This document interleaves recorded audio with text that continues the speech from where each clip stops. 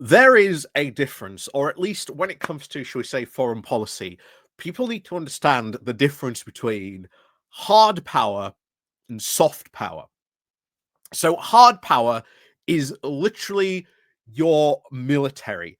You have the capability to be able to do stuff physically, be able to do stuff. That is your hard power. And that really matters. Soft power, on the other hand, can be things like aid development. It can be the skill of your diplomats. It can be things applied like soft pressure, tariffs, and things like that. That is the difference.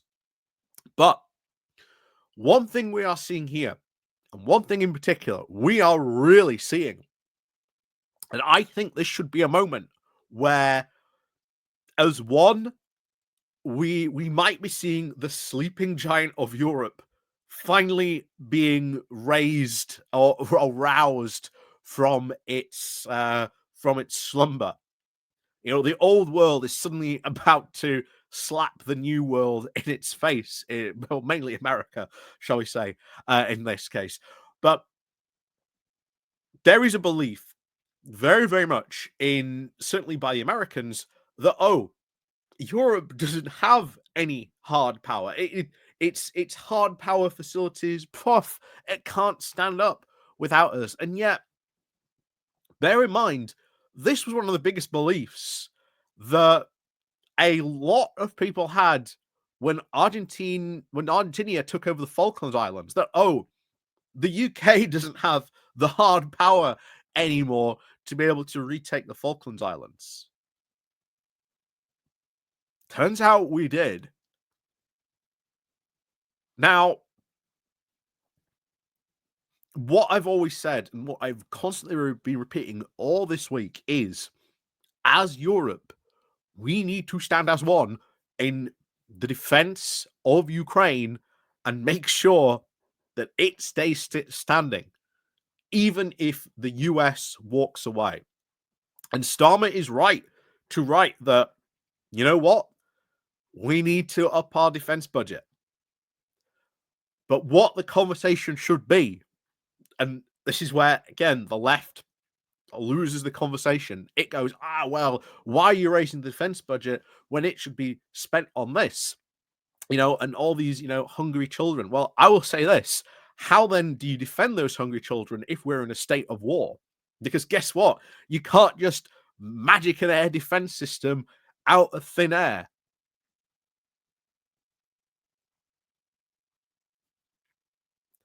The maxim applies, in peace, prepare for war. In war times, prepare for peace.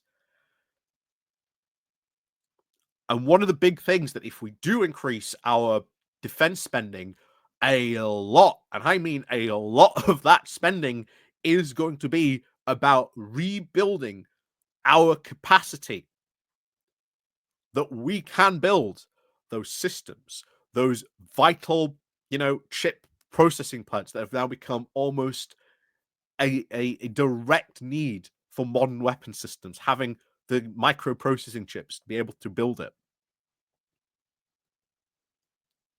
We can do that. We can get those done. That will be a big boon to certainly the manufacturing capability for those, because guess what?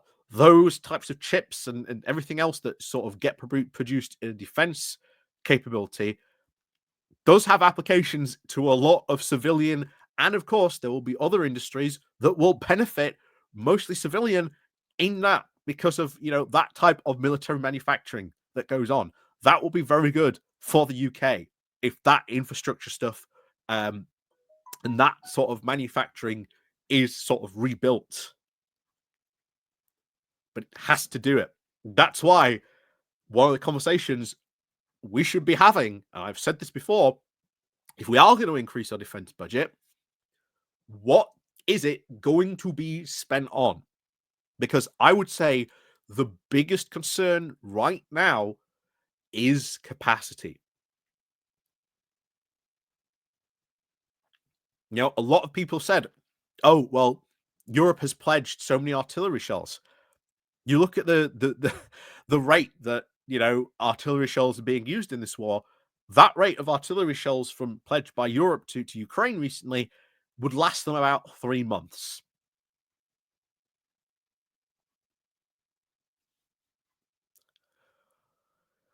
We need to rebuild our capacity massively so. And it is the difference between that hard power and soft power. And it is why, certainly as we'll see here, why Trump is ignoring Europe in these conversations, because it does not believe in the hard power capacity of Europe. And I will say this now: if the UK, France, Germany, and Poland, and I'm including Poland in this, if we got together and we all four of us said, we are going to provide troops as that backstop, as that tripwire to be in Ukraine, that is the type of hard power deployment that would make Russia think twice, and would then certainly make America think, okay, now we've got to have Europe at the table. But we should also be saying, and I will say this again, we should also be saying very clearly to America, oh, you don't care about our security stuff? Well, guess what? We don't care about your security stuff. Like, I have yet to hear that. That is the ultimate chip in play that I have yet to hear any European leader play yet. That is the ultimate Uno reverse card, coming out and saying, you want to go to war with China? Forget about our support then.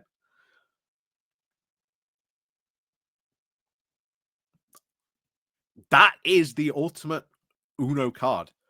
We talked about this. Why there has been a slight, why there's like Trump has now had to correct his rhetoric, shall we say, is because those pro-European Republicans who know they've, America wants to go to war against China, kinds of needs Europe. It needs that trade, that normality going through. It needs those markets. It needs that economy to be functioning normally, because the Pacific at the moment, where currently all the global trade is sort of very, very much focused on about, that is going to become a mess. What mess does that make of the global economy where there is a war going on between the US and China?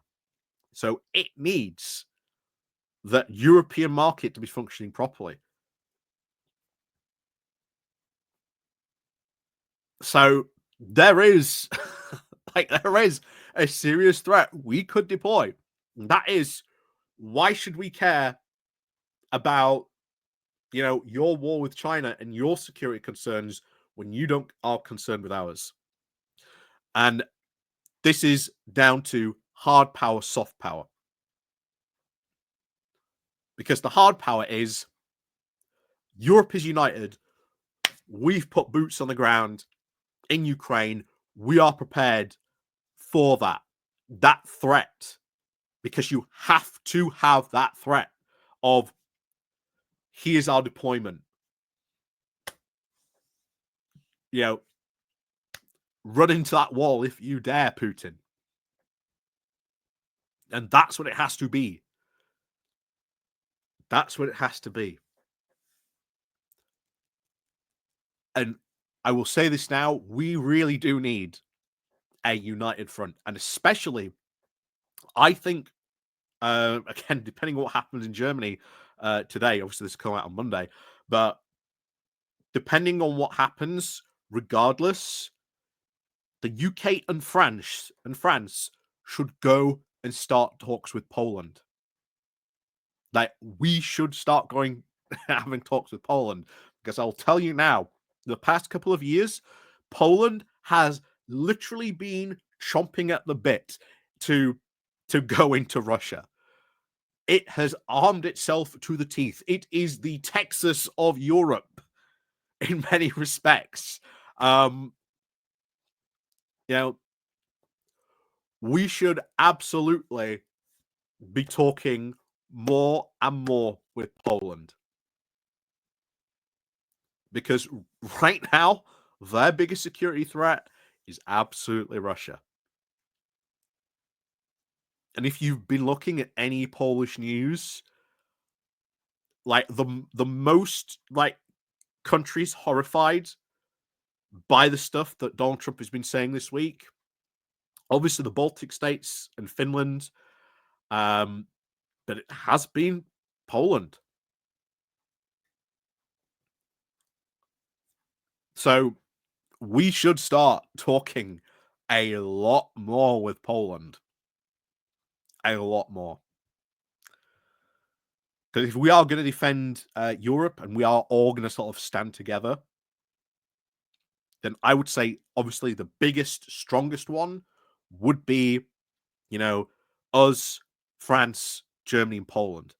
But hopefully, like I say, in the past couple of days, a lot of Germans, fingers crossed, seem to have realized, yeah, maybe the ADF isn't a really good party to go for. So, fingers crossed, touch wood, Germany, touch wood. But anyway, so as always, let me know what you think down below. And as always, we'll see you all next time.